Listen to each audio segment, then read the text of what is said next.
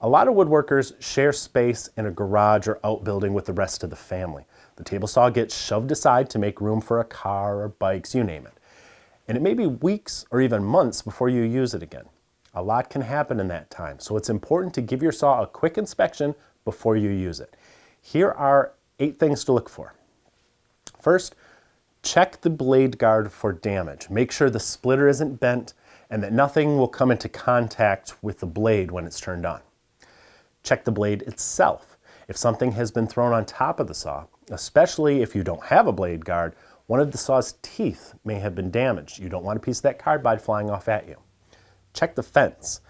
Make sure that it will securely lock in place and that it aligns with your miter slot. Check the blade's alignment. It should also be parallel to the miter slot.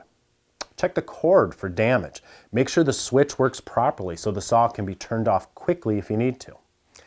Check the saw itself. Turn it on, observe it. If anything looks or sounds or smells out of place, turn it off and find out what the problem is.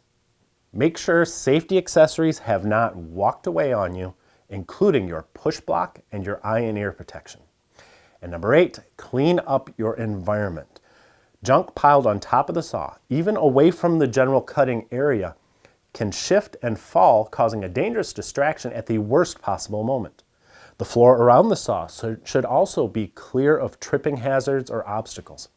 And there should be enough room behind the saw for the full length of anything you intend to rip. Power carving is a blast. You should try it sometime. Grab some scrap wood and some carbide burrs from Sabertooth power carving tools and just give it a go. You may be surprised what you're capable of, like this folk art eagle I made from 2x6s. Check out what Sabertooth has to offer at the link below this video. Wait, don't go yet.